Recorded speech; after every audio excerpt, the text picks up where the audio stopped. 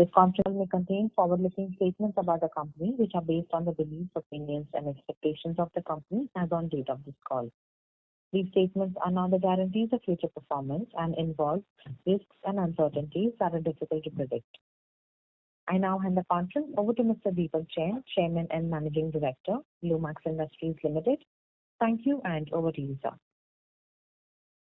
Good morning, ladies and gentlemen. At the outset, let me wish everyone good health and safety during these COVID times. A very warm welcome to the Q4 FY21 earnings calls of Lumax Industries Limited. Along with me on this call, I have the Lumax management team as Mr. Anmol Jain, Joint Managing Director, Mr. Vineet Sahni, Senior Executive Director and CEO, Mr. Naval Khanna, Executive Director of Lumax Management Services, and from the finance team, Mr. Sanjay Mehta, Group CFO, Mr. Shrutikant, CFO, as well as Mr. Ankit Chakral. We also do have Ms. Priyanka Sharma, Head Corporate Communication and SGA Investor Relations Advisor. The result and the investor presentations are uploaded on the stock exchange and company website, and I hope everybody has had a chance to look at it. Before we start with discussion on the financial performance of the company, I would like to share a few highlights of the automobile industry. Each segment of the auto industry faced headwinds during the year. Leading OEMs had to put their operations on hold multiple times during the year. Due to the nationwide lockdown, there is negligible sales in quarter one. Things improved in the later part of the Q2, and coupled with the festival season, there was a V-shaped recovery in Q3 and Q4. The situation started seeming better from the start of the calendar year 2021, and by the time it reached starting of the fiscal 2022, within 3 months, it again started looking gloomy. As per ACMA, which is the Auto Component Manufacturing Association, the industry is expected to show degrowth of 10% in FY21, which is better than the auto companies. Demand has been muted due to the outbreak of the virus again.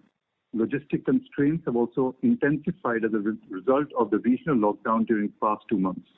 We, however, strongly believe that as lockdown opens, there will be pent-up demand which will augur well for the auto industry. I would now like to briefly give you an overview of our business at Lumax Industries. Our company is engaged in production and delivery of automotive lighting solutions to two-wheeler, passenger vehicles, farm equipment segment, and commercial vehicle segment, and we are the preferred supplier to OEMs in India and continue to be the market leaders. The new product launches during the quarter have been as follows.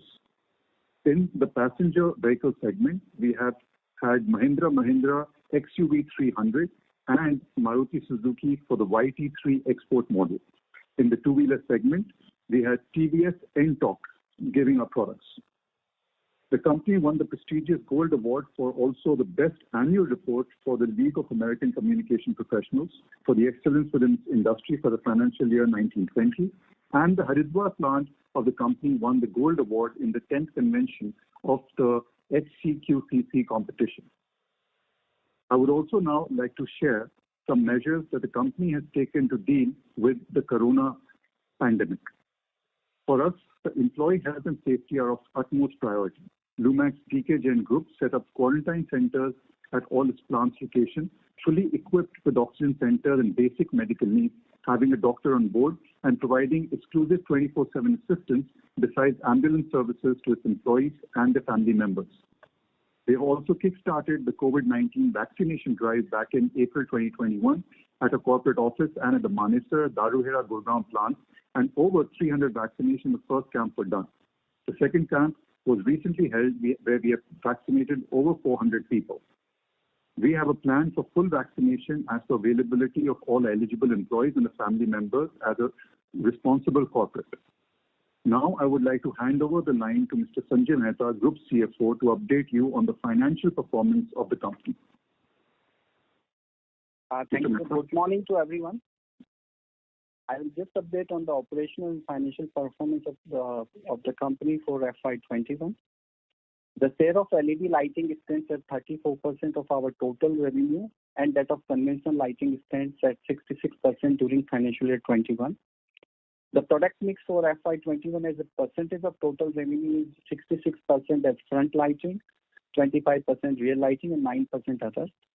The segment mix for FY21 as a percentage of total revenue is 62% passenger vehicles, 32% two-wheelers, and 6% commercial vehicles.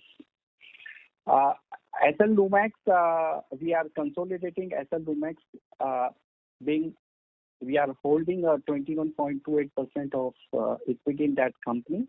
That company has reached a turnover of 1,477 crores in FY21, and the Hyundai and Kia are the key customers of SL Lumax. Now I will just highlight the Q4 and FY21 consolidated performance. The revenue stood at 504 crores for Q4 FY21 as against 387 crores Q4 last year, up by 30%. For FY21, the revenue stands at 1,426 crores as against 1,602 crores in FY20, down by 11%, mainly due to nationwide lockdown in Q1 FY21. Excluding mold sales, the revenue for Q4 stood at rupees 490 crores as compared to 334 crores in Q4 FY20, up by 47% as against industry growth of 27%. The manufacturing revenue for FY21 stood at rupees 1,375 crores as against 1,471 crores last year, down by 7% against the industry degrowth of 14%.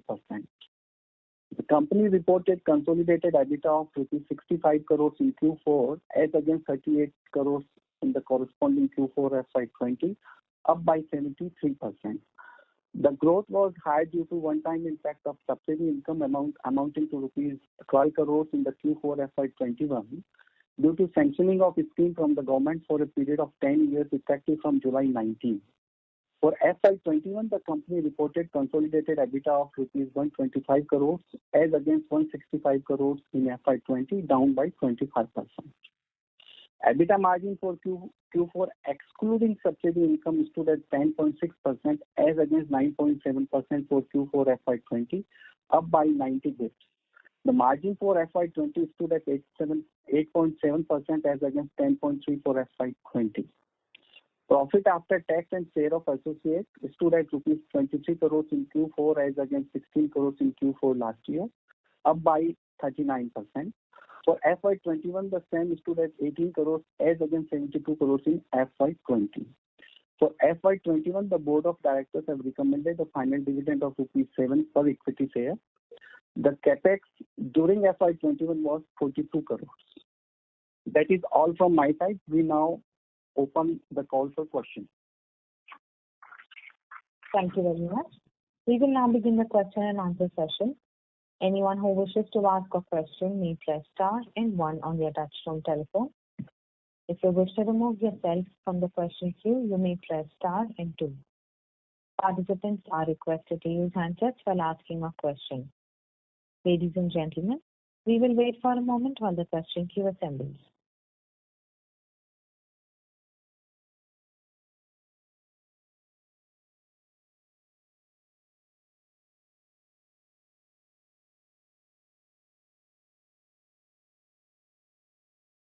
The first question is from the line of Pritesh Chheda from Lucky Investment. Please go ahead. Yeah, sir. So my question is, one, on the margin side, so we had this aspiration to take the margin higher, let's say upwards of 10% in the past calls that we have discussed. Where are we on that journey? I think it was about 12% if I'm not mistaken. So where are we on that journey? Second, you mentioned that the SL Lumax business was about 1,400 crores, right? If I'm not, and the corresponding profits that we are showing as a share of JV is a fairly small number. So any comments there? And my third question is, we've added about 400 crore of gross block in the last 5-6 years. Our revenues are where they are at about 1,400 crore odd revenue. So this gross block, what is the capacity utilization on that gross block? And this gross block can generate what kind of business in your opinion? So let me first take the first question, and then we can probably give the finance team can answer the second and third. I think obviously our endeavor is to improved EBITDA margins, and our target is to actually head on to the teens. We firmly believe that with the advent of better capacity utilization and realization going forward, also if you look at it in terms of the technology shift, where more and more LED adaptability comes in, we in the future would actually be looking in at a teen margin. We're also given an outlook that our LED to conventional lighting revenue should actually come to about 50% in the next few years. However, I think with the pandemic coming in, I think last year had been an extremely challenging year. But if you look at quarter on quarter, especially quarter 3 and quarter performance, we see that we've been able to considerably improve upon basically our efficiencies. On question 2 and question 3, I request the finance team to basically go. I think the question 2 is regarding SL Lumax. SL Lumax has had the turnover of 1,477 crore during this financial year. Sorry? With the EBITDA 1,477. Yeah.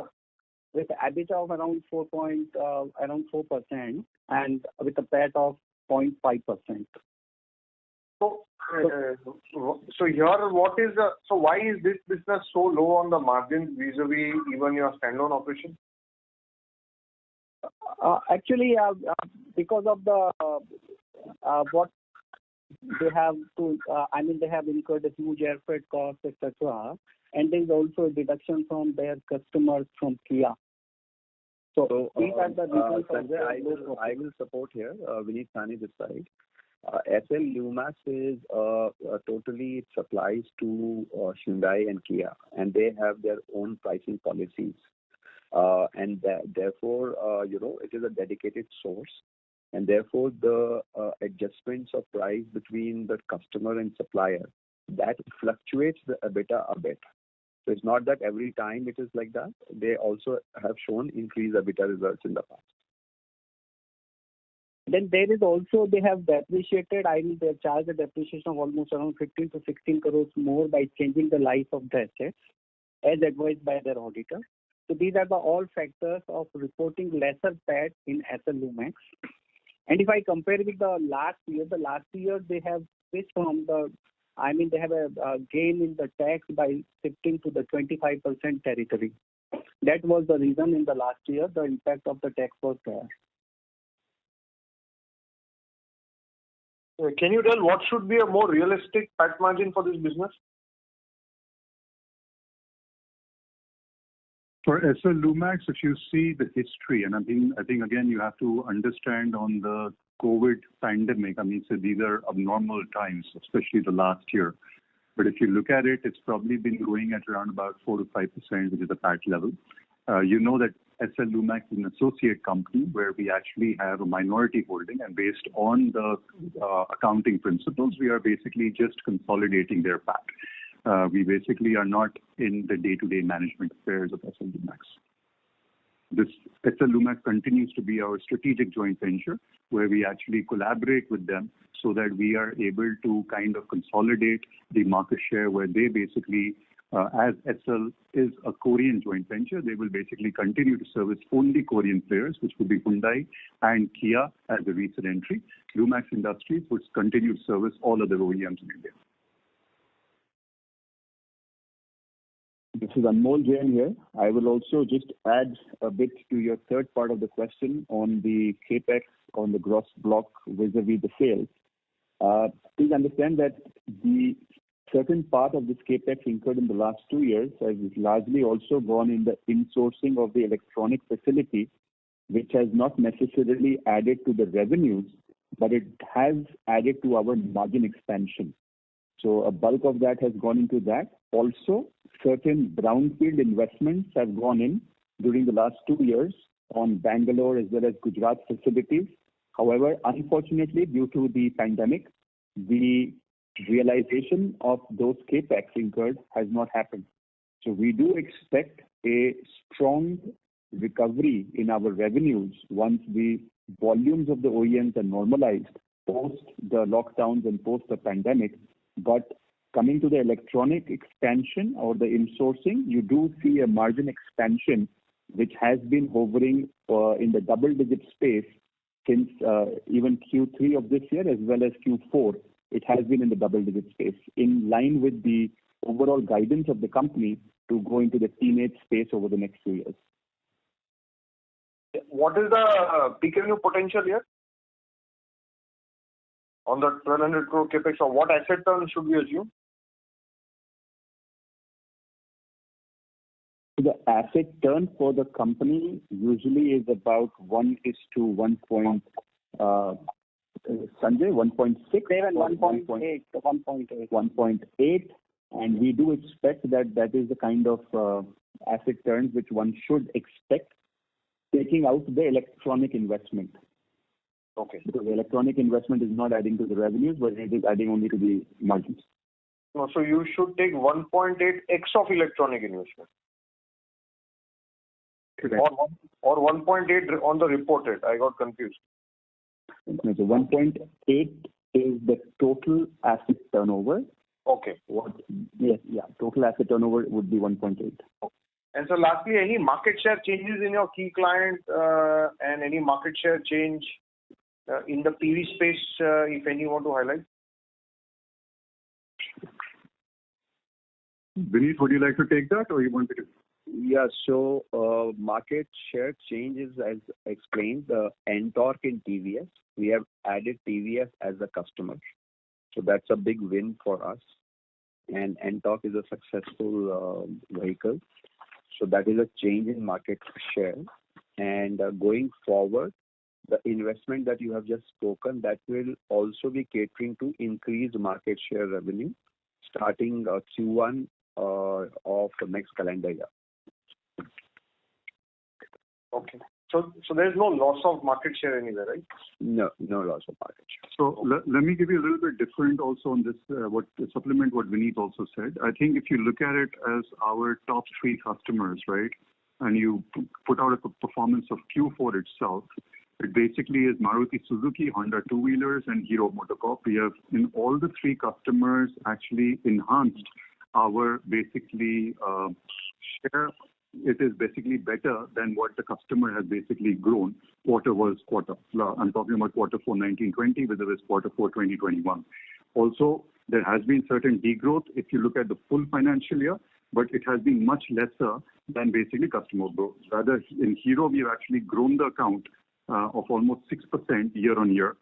And then Tata Motors, we have also significantly grown the account. So there are areas where we have actually basically entered on the existing customers. As Vineet was saying, there are a few customers where we were not present, like TVS. We are also looking at a strategic basically entry and upping our market share in the farm equipment sector and the commercial vehicle sector. So over and over, I mean, it's not a loss of market share. We are maintaining wherever we have high market shares, and we continue to penetrate in certain key customers going forward as well. Thank you and all the best. Thank you. Thank you. The next question is from the line of Ashutosh Tiwari from Equirus Securities. Please go ahead. Yeah, hi. So firstly, on this mold sales number, around 50 crores for the year, obviously it is impacted by COVID in the first half. But this also basically means that the new orders under development or launches were lower.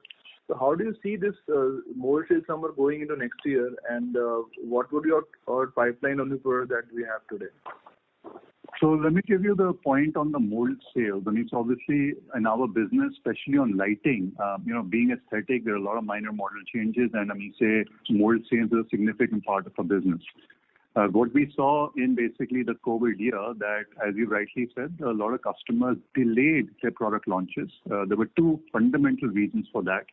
Because of very strong headwinds on supply chain, on the shortage of parts, availability of parts, even the current existing models, they were not able to run. And I think, we have seen in some cases where they actually have customers launched a model and were not able to produce up to the delivery expectations and even quality expectation, and basically tarnish the brand image. So most of the customers have actually delayed the product launches. Most of them are now looking at this financial year. And I think we would be back on track in terms of the mold sales because the order books have not decreased out. Rather, I mean, so the new product development has been pretty busy. In terms of specific numbers, I'll ask the finance team of Vineet to basically give the numbers. Because during this financial year, we had the mold sales of around 51 crores. And if I compare with the last year, it was 131, so there is a down of 61%. But all will be shifted in the next financial year. So there is no, as Deepak sir has told, there is no change in the lost business. It is simply a shifting from this year to next year. So you mean to say that FY22, the mold sales number will again go towards 130, 140 crores kind of run rate? Yes, yes. Okay. I'm not sure about 130, 140, but on an average, yes, our mold revenues do happen close to a vicinity of about 100 crore plus mark. So we should expect to come back to that mark, up from 50 crores in the last year to about 100 crores plus in the FY22 as a part of the budget, should all the launches go in time. Yeah, so Vineet this side, I also agree what Anmolji have just said, because see, mold sale is something which is dependent on the product launch.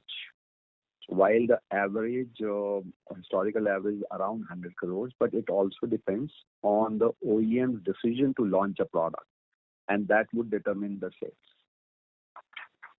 Okay. So on this part, I mean, the shift of LED that you have been talking about, and if I look at the certain models of Sumki, like say Maruti and all, LED lamps are there in the top one or two variants, and others, the lower variants is traditional lamps are there. So are you seeing a trend, especially in case of Maruti, that basically in the new, whatever is under development, even the lower variants will have LED. The from say one or two variants having LED to shift towards more models having LED. Is that shift happening? Are you seeing that uptick basically? Yeah. So I think, instead of saying a premium segmentation or basically the entry segmentation, how we basically track our LED revenue is that the total contribution of our revenue, how much is basically coming in from LED lighting and how much is coming from conventional lighting. And, in terms of even premium segmentation, we have seen that be it Maruti or even two-wheeler space, I mean, say some customers would launch it in partial LEDs. So there are multiple functions in lighting. It not necessarily have to be a complete LED headlamp. It could also have certain partial lighting, which would be LED within the vehicle, and that also boosts our revenue. And we firmly still believe that going forward, I mean, say from a 60-40 ratio, we probably would be coming into a 50-50 ratio in the next few years on our LEDs. Okay. And other question is on the cost items. If I look at while revenues have grown very well on a quarter-on-quarter basis, but even our other expenses and employee costs also increased in the same proportion, in fact, slightly higher. So our margins basically are lower. So what reason, is there any one-off in the other expenses and employee cost? So there is no, I think in the other expenses, there is a increase in the design expenses for which corresponding income is there in the sales. And there is also a certain repair expenses which has been booked. That is the reason of the increase in the other expenses. To the extent of employees expenses, the employees expenses is at 14.5%, what it was 13.1% earlier. Because of certain wage agreement has been there is a revision, etc. That is the reason of that. But if you look at the quarter 3 versus quarter 4, if you look at a quarter-on-quarter rolling basis, my employee cost has been pretty much static at about under 13%. So, in Q3 it was at 12.7, and in Q4 it was at 12.9. Of course, for the full year, because of the revenue degrowth in quarter 1, for the full year, it does appear to jump up to 14.5%. But once the revenue offtake starts, we do expect this to come back to the normal levels of roughly around 13%, which has been the one in 2019-20 as well.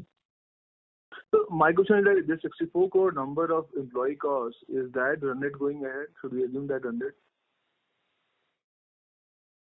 So we do expect that should be broadly maintained. Of course, there would be certain statutory, increases in terms of wage agreements, in terms of the inflationary costs, which would go up. But largely, we would be able to maintain it at about close to 13% of the revenue pie. And lastly, on this tax rate was very high in the quarter. In fact, last 4 quarters, tax rate has remained quite high. Obviously, there's some element deferred tax rate was there because cash flow tax is negative. So what's the reason behind this? No, it is it's because of the deferred tax only. Because goodwill tax is also, accounted for, and we in future, because of the tax rate is from 34 to 25%, so that tax and the deferred tax liabilities adjustment is there. So From out of 45.9, 17 or 18% is the MAT tax, remaining is largely relating to deferred tax.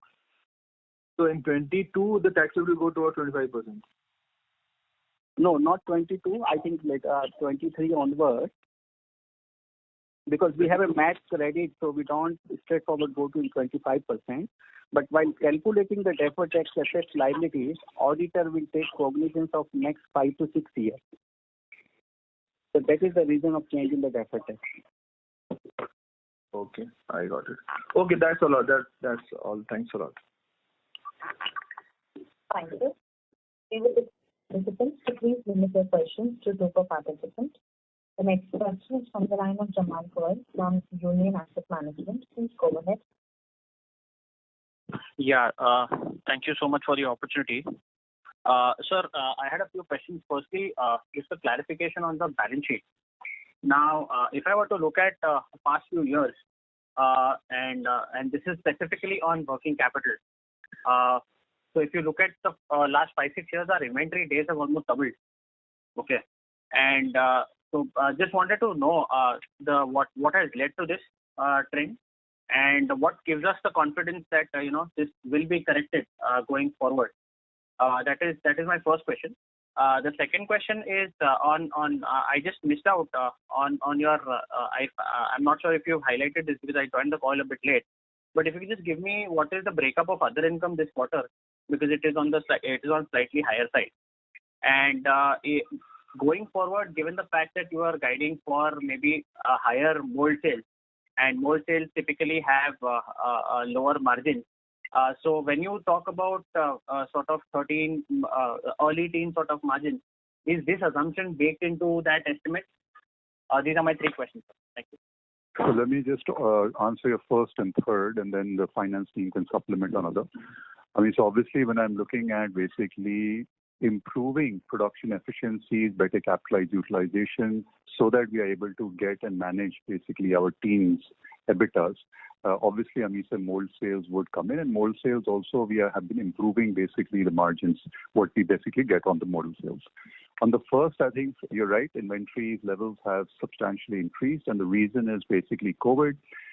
Supply chains have been pretty fragmented, and especially our tier 2, tier 3, we had to basically carry on more inventory, both finished goods as well as basically stock. So I think that's what it has been, because the first priority was that with this whole open and closed kind of scenario, multiple risks playing in terms of logistics, we needed to protect our customer lines. And with Q3, Q4 V-shaped recovery, I think the supply chains are pretty much stressed to have a very high delivery performance for which we have to carry high inventory. But this is not a normalized situation in our business, and we target that as basically we have a production run which is continuous and sustainable. We will obviously be basically again going in and reducing our inventory and probably also getting into a negative working capital cycle. So your other questions? Right. So just one clarification here. Sorry, I'm extremely sorry to interrupt. But I completely take your point. In the last couple of years, the industry has been, maybe not last couple, but let's take FY19 as well, where the industry was sort of depressed. But even before that, if I were to say since FY16, we used to have inventory of 30 days at best. Today it's very close to 57 days. So this is probably not a 1 or 2 year phenomenon that I'm observing, but I just want to probably take your attention to a very slightly long-term trend, which seems to be a bit worrying. So just wanted to, I was just hoping to get some more confidence on correcting this aspect, because given the fact that we are operating at 13% margins, it is very important to keep our working capital in check so that our ROEs are healthy. So I completely agree, and by your point, I think the point is that the business dynamics have also changed if you compare it from 2016. There has been a lot of basic electronics which have come in, and that's where I've been saying that last a year and a half, 2 years, we have also invested on trying to localize it, because more and more you import out, the more basically longer lead times you basically get out. And obviously, this has been accentuated over the last 1 year, where if you see there are certain components where even we're talking about a 6-month or a 1 year kind of lead times to actually procure material. So that basically, I don't think is a normal, sustainable way to look at it, but we are cognizant of the fact that we need to basically be putting the inventory checks so that our basically ROE is healthy as well. So I completely agree, and that is the management parameter which we're very closely monitoring now. So also, Vineet, this side, I would like to add what Deepak has said, that the LED has started coming in since the time that you are mentioning, and also the projectors and the DRL. So these LED change in technology led to increased imported parts. And for imported parts, the inventory levels had to be increased, which is the norm of the customer. And gradually, as we start the localization, this will improve not only the margins, but also the inventory levels. Okay. So as and when probably the LED, what you mean is as and when your LED share improves, you will also be able to improve your finished goods, reduce your finished good inventory levels, is it? Yeah, as we localize going forward, which is the focus. Step by step, we are now localizing the products which were imported. So this would not only improve the inventory, but also it will improve our margins. Okay. Yeah. So before we get to the other income, I had one question on localization. We are sort of consolidating all our localization initiatives in one facility in Bawal. So what would be the what would be our sorry? Can you repeat? What would be what? I missed your last. So yeah, I was completing my question, sir. So my question is, just wanted to get an update on when we say localization. I'm sure the product has to go through customer approval before we start supplying these locally manufactured products to the customer. Where are we in that process? Have the customers, especially the large ones, which is Maruti and Honda, have they approved all our localized products? Where are we in that process? So I will answer that. The localization is started only after the consent of customer. In automotive, it is not an isolated activity. It is always done jointly with the customer. And therefore, approval is the integral part of localization. Example, we are localizing PCB assembly in our new electronics Bawal plant. It is with the approval of customer. We have recently localized the projector. It is with the approval of customer. So the process involves mandatorily approval of the customer, and it is a joint process.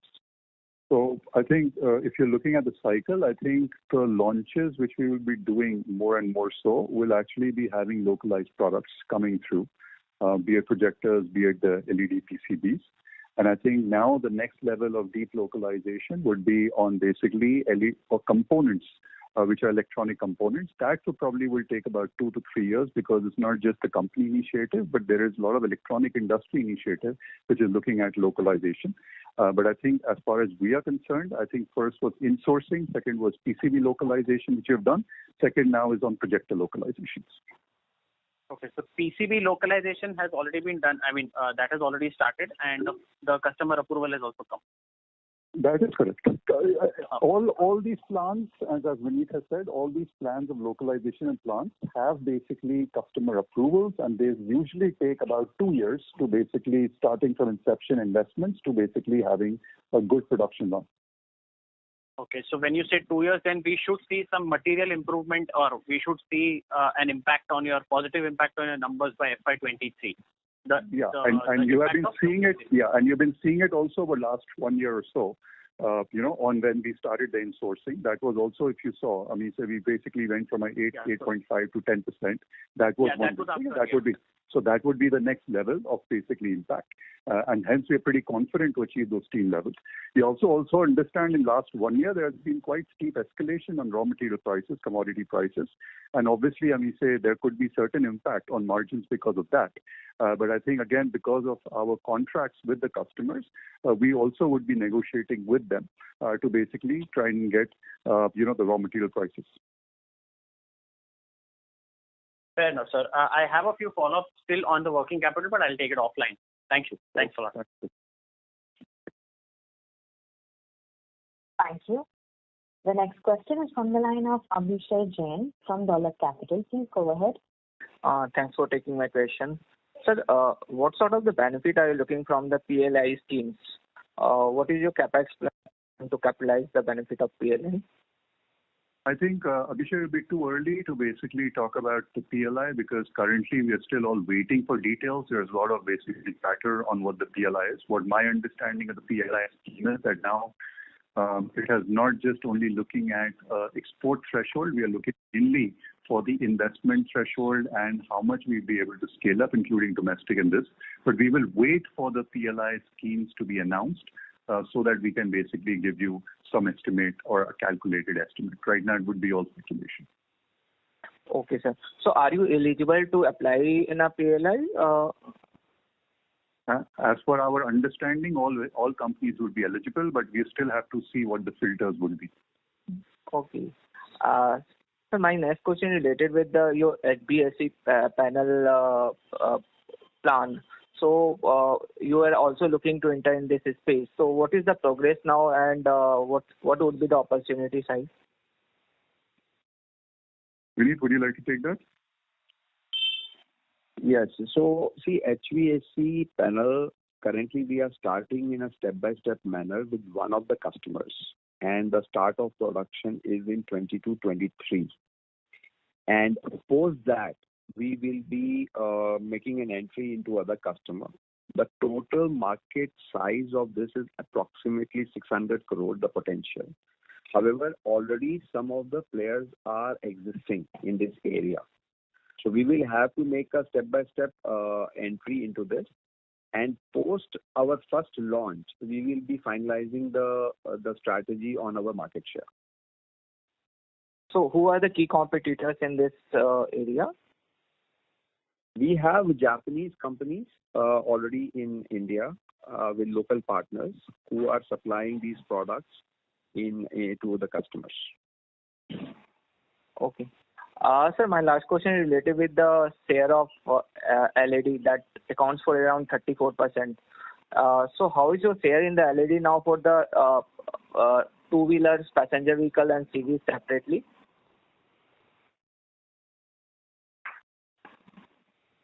So I think overall we have maintained a 35-65 ratio. And in a two-wheeler, I think let's say it is also in a similar, it's around 30-70. So, Vineet, I'll just step in there for 9. I mean, it's approximately for 2020-21 for two-wheelers, it's about 60% non-LED and about 40% LED. And for patch cars, it's about 70% non-LED and 30% LED. So we do see a higher penetration in the two-wheelers of LED. Yeah, that's mainly due to Activa, which has LED headlamp and a high-selling scooter. Thanks, sir. That's all from my side. Thank you. A reminder to the participants, anyone who wishes to ask a question, may press star and 1 now. The next question is from the line of Hasmukh Gala from Finvest Advisors LLP. Please go ahead. Yeah. Hi, Deepak and Anmol. Thank you very much for giving me an opportunity to ask questions. And congratulations for really brave performance in Q4. Just a couple of questions from my side. Since we are facing a lot of flack because of the domestic auto industry is down, with the help of Stanley, can we push up our exports? like in 1,400 odd crore sales, how much would have been exports in FY21? So It is thank you. 38 crores, around 3%. Hello? Hazruk Bhai, this is Deepak here. Thank you very much. Yes. Yeah, for the Deepak. question. So I think you're right, Amish. I think, but we still remain focused on our basically relationship with Stanley for the domestic business in the Indian market, and we still feel that maybe for the last 2 years or maybe 2.5 years, the domestic market has not performed well, but outlook of the domestic market still seems very strong, and we can also have a feeler of that in the Q4, where the industry actually turned around, and basically we also have had a good performance, probably the highest performance in Q4 as a quarter basis. So I think going forward, I mean, say once the unlocking happens, the vaccination drives come in, we are pretty hopeful that there would be a lot more demand going forward with this. In terms of the export opportunities, I think first and focus with Stanley is to basically capture the domestic market. We still feel that there's a lot more potential where we can enhance certain single market shares on the domestic market. Of course, we keep on basically talking about where we can basically look and see and leverage our basically competencies and production. But I think honestly, last 3 years we've actually been able to just manage onto the domestic market per se, this thing. So I think going forward, I think we remain committed to the domestic market. In terms of export, I think if there is any opportunity in Stanley's global framework, we will basically comply to that aspect. Okay. My second question is, we were looking at introducing several new electronic products. So where do we stand on that with help from technology from Stanley? Yeah, so Stanley has a product which is HVAC, which is a HVAC panel. I think Vineet just mentioned that we've already received some orders. We will be basically doing the HVAC panel in 2023. Market size is almost about close to 600 crores on that. But this will be a new product line apart from lighting. So we've already secured one order, and we would be commissioning that. And based on that performance and the market, acceptance, we will basically continue to then further invest in localized HVAC. Okay. Now my accounting related, just two questions. How much effective tax rate we should consider for FY22? It is almost around 35% what we anticipate. Okay, in FY22. I'm talking about the deferred tax including. Right now in the... Including deferred. 46, yeah. Yeah, so including deferred tax, it should be around 35%. Yes. Okay. And how much capex are we planning to incur now in FY22? We are almost planning around 160 crores. 160? Yeah, new Sanat facility also. Mm-hmm. So which will be the major areas on which we will be spending this capex? So one is that new Sanat facility where we are putting a new plant. Almost around half of this capex goes to that. So company has orders to increase their market share from one of the major customers. Mm-hmm. And there are two customers where the start of production will happen in Q4 of this year, for which new facilities are being set up in Gujarat. Okay. So we are expanding in Gujarat to serve these new orders. Okay. So that is a major part of the capex. That's right. Yeah. Okay. And how are we going to fund it? Because we don't have very many liquid resources except about 9 crore of investment. So we will go for debt funding? Yeah, we are going for debt funding, and we have tied up for the long-term loan also. Okay. What will be your overall view for FY22? Like, of course, the current period looks very hazy, but do you think that from going ahead, July onward, you see some improvement? Very difficult, Asmal Bhai. It's a $1 million question. But I think, if you see the company's confidence of investing, I think you can see that we are definitely very confident that the Indian market will grow. One lesson which I learned was that I think the industry, including us, were kind of, I was on the back foot when basically the H2 recovery started in Q3, Q4. So I think as an industry, we have lost a lot of vehicle sales because the supply chains were not ready. Lumax doesn't want to basically repeat that. We want to be proactive and invest. And we are pretty confident that we will probably continue to have a good year. At least as of now, the outlook remains positive. Okay. Thank you very much. Wish you all the best, Deepak. Thank you. Thank you. The next question is from the line of Anish Munka from JSP Investment. Please go ahead. Yeah, good afternoon, everyone. So my first question would be like, what's your current stance on mergers and acquisitions, like including deals across the border or domestic? Like, we are asking this question because we expect that there should be some consolidation given the pain the industry has gone through over the last 3 years. And this could also help us in like a better margin profile through backward or forward integration. So what's your, any color on that would be helpful. From Lumax Industries standpoint, I think right now we are not looking at any cross-border acquisitions because Stanley, basically we leverage Stanley's global network. In terms of, especially on production sites, we continue to grow our international presence on engineering centers. We already established 5 years ago a Taiwan engineering center, and now we have also doing so in basically Europe to counter and get more basically business developments there. However, we would and we are going to basically be actively looking out for any domestic, basically lighting related acquisitions. We will evaluate that if it makes business sense. More importantly, from customer point of view, we will evaluate at the right time. So my second question would be like, what are the first signs of inquiries from customers that OEMs are giving after the second lockdown has opened?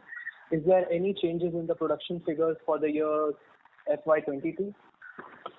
As of now, there are no changes in FY22 production figures in annual basis for customers. Rather, if I were to look at only June-related production, June-related production is better than basically better numbers in terms of planning at least than it was in pre-COVID 2.0.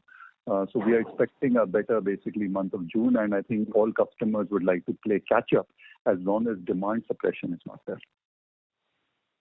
So like in a previous question, you mentioned that there was a problem like a shortage of parts which happened last year, due to which a lot of new customers weren't able to launch their new products. So is there any supply chain risks that as an investor we should track going forward, or as a management you are tracking internally that create such problems again?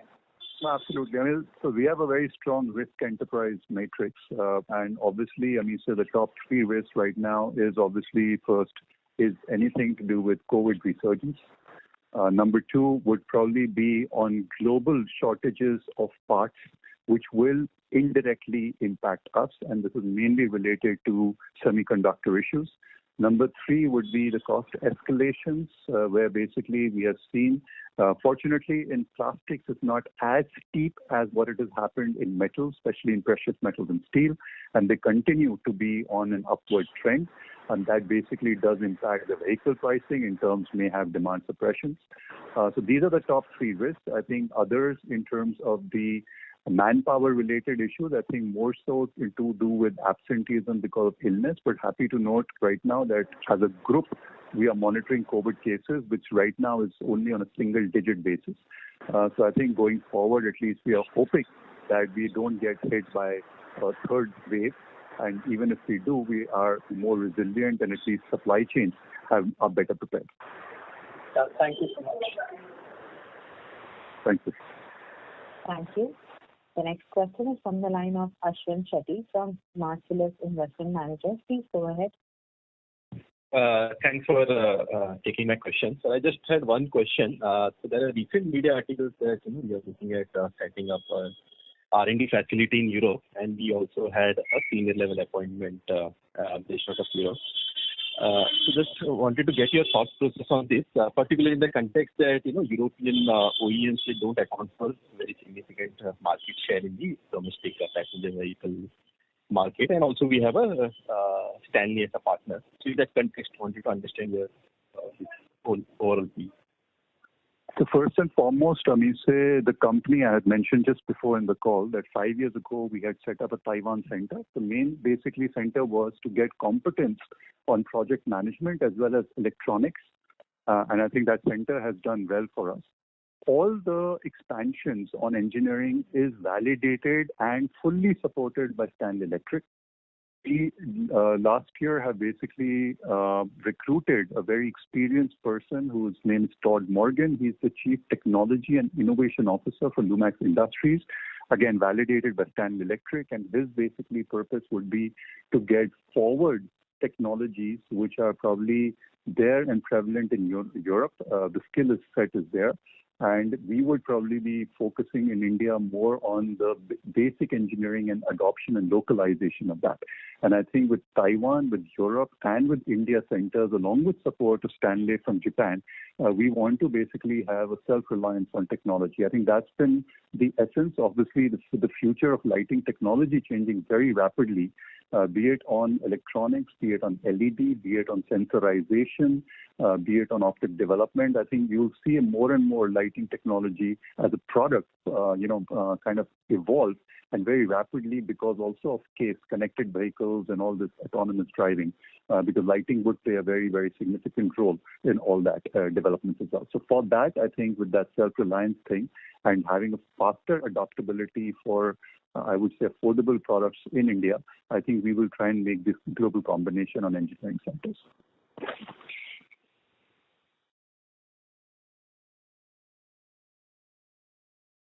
Thank you.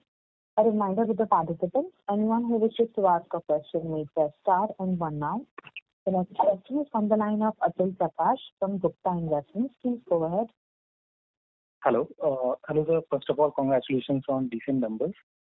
Sir, my first query is related to your capex plan. As per the media reports, it was 330 crores. There were two media reports, 80 crore and 250 crores of the Lumax, which will be going for the doing the capex. However, recently you tell it is 160 crores. So, number one on that, and what will be the funding mix for the date and the target date of completion, vis-a-vis how much sales growth will be from the capex. Second query is what is the CPLTD portion, the current portion for the long-term debt for the FY21. And the third question is, recently it was in the news that on 15th May, company pledged around 3.3 lakh shares. So why so? So I'm not sure where you're getting your media report. Number one, I think let's talk about what we want to do in Lumax Industries. So we'll give you the figures right now. Mehtaji, you can just again re-emphasize on basically this. 160 crores of CAPA for this year, and for that I think already explained previously. The major portion, almost around more than 50-60%, is for the new plant at Sanand. So that was the answer to your first question. Yeah, just to add, Sanjay, the media report said about Lumax Group, not about Lumax Industries. Yeah. Yes. Then, yes, please. And funding mix for 160 crore? Pardon? Funding mix, what will be the funding mix for the 160 crore? It will be around 50% of the debt, long-term debt, and 50% would be around internal accruals. Okay. The second question was that FY21, I mean the current long-term, so there is a zero, nothing is there. In fact, we are not carrying right now any long-term debt in the balance sheet as on 31st March 2021. Okay. One thing you missed in the capex part, what will be the sales growth from this 160 crore? Actually, it includes the new plant for which I think already Mr. Sani has told it will come in Q4. So substantially from this new project, maybe not a substantial growth of sales, but other CAPA will be the maintenance CAPA and some balancing equipment in some of the companies. Mm-hmm. So we are expecting a growth in the double digit in this financial year. So Sanjay, on an average, we will maintain gross block to sales ratio of around 1.8. Yeah. 1.8. Right. Yeah. In the full capacity utilization. Yes. Okay. And on the pledge, 3.3 lakh shares was pledged on 15th May. Any specific reason for that? There was no pledge from. You're talking about promoter pledging? Actually, there was news of pledge of 3.3 lakh shares, so that's why I'm asking. No, who? I didn't still get it. Who pledged this share? Promoters pledge, obviously. So there is no promoter pledging on the shares. So that's what I was trying to come to. So maybe you can discuss with us offline, but this is not the accurate news. Okay. Last one thing. There, you told upon the price escalation clause. So for the raw material acquisition. So what is the price escalation clause with the OEM? Can you give more color on this? There's no price escalation clause. I mean, say usually the OEMs, this is the industry norm practice that the OEM and the tier ones, depending on their products on the commodity basis, would have a base rate which is probably reviewed every quarter or every 6 months on a case-to-case basis. And hence, I mean, say in an upward commodity cycle, the cash flow does get impacted, and in downward, it also gets positively impacted. And we basically would get the revenue from basically the escalations in a quarterly review or a 6-monthly review. Okay. Thank you, sir. Thank you. That's all from my side. Thank you. Thank you. We would request the participants to please press star and 1 to ask a question. The next question is from the line of Rohan Shah, an individual investor. Please go ahead. Yeah, thanks for the opportunity. Sir, most of the questions have been answered. Just a slightly medium-term question. We have been talking about the opportunity from the farm equipment and the commercial vehicle segment. Could you add some more color in terms of how big the opportunity could be, and when do we actually see some major revenues coming from these segments? Thank you very much and all the best. Thank you. Vineet, would you like to take this? Yeah, sure. So, as explained, what we are doing is to bring a change in the farm equipment segment, where we are promoting the use of LED lighting, and Lumax is the first one to initiate that. And we are getting good traction from the markets. So almost all customers have started adopting it. So it is not that this market is existing, we are creating this market. And we see a market potential of around 100 crores in the next 2 to 3 years for farm equipment sector, converting the existing technology into the LED technology. Okay. And anything on the commercial vehicles, sir? Yes, same is on the commercial. This commercial vehicles will also see the traction. Actually, commercial is very price sensitive at this moment in the current conditions. So there the change will be slow, but definitely it will happen in next 2 to 3 years. Sure. Thank you so much.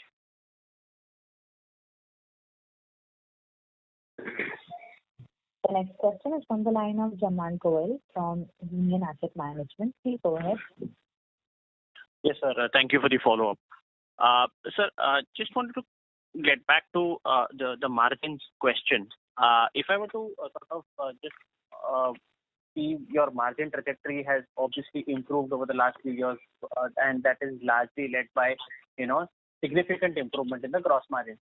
So out of this 250 to 300 basis point improvement in the gross margin that we've seen over the last couple of years, most of it would have come from this PCB insourcing, right, that we got from Lumax Autotech. Is it that we have some benefit of localization, or are we yet to see the full benefits of localization from here on? I think in 300 bits. Go ahead, Anmol.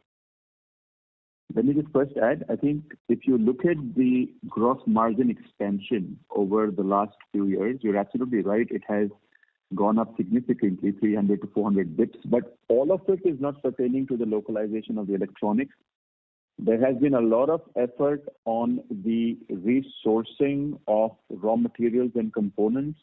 There also has been a tremendous focus on the pricing parity with our customers.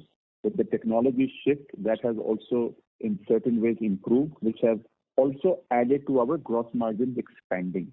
So the localization impact of electronic PCB has already come into place in the last pretty much 2 years, give or take, because of the insourcing of Lumax Autotech to Lumax Industries. But again, as the capacities get fully utilized, we do expect a greater benefit to come into our gross margins in the subsequent quarters as well. So just to understand this better, you're saying that the insourcing of PCB from Lumax Autotech, those benefits have already come. Whereas the benefits from the electronic localization, that is from your Bawal facility, that will come, those are yet to come in your margin.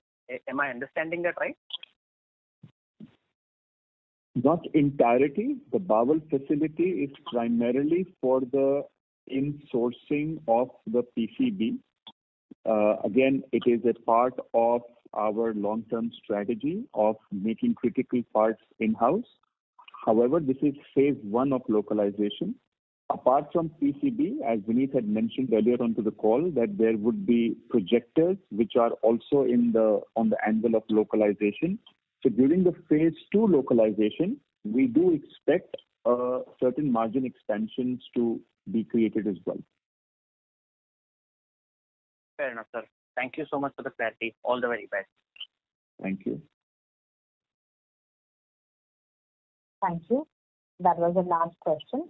I would now like to hand the conference over to Mr. Deepak Jain for closing comments.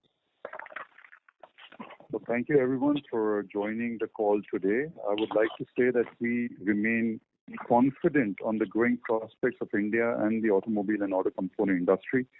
I hope we have been able to respond to your queries adequately, and for any other further information, request to get in touch with SGA Investor Relations Advisor. Stay safe and healthy. Thank you.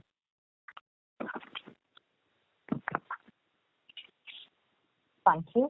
On behalf of Lumax Industries Limited, that concludes this conference. Thank you everyone for joining us, and you may now disconnect your lines.